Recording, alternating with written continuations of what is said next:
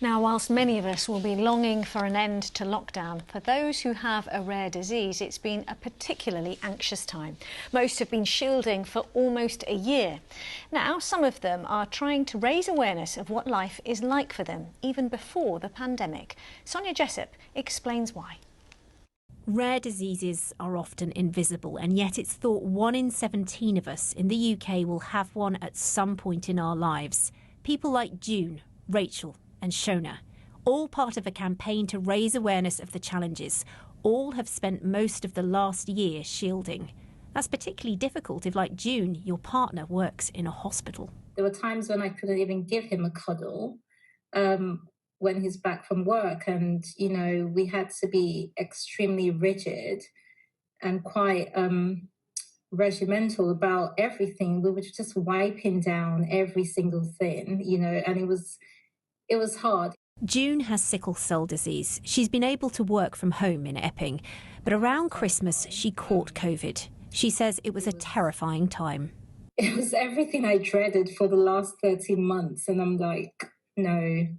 On paper, I am clinically extremely vulnerable. So how I got away with it with really mild symptoms, it's inexplicable.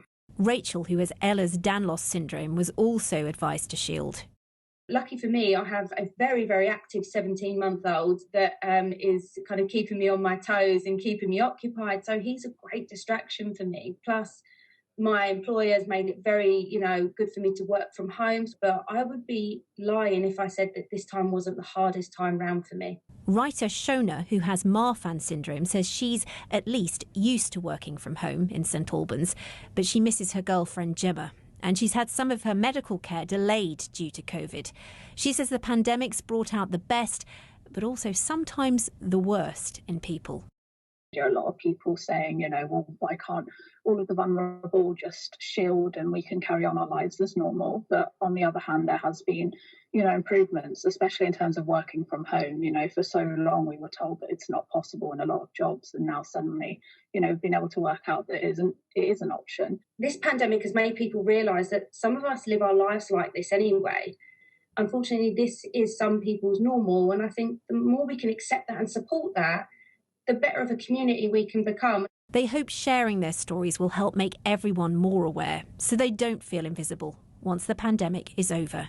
Sonia Jessup, BBC London.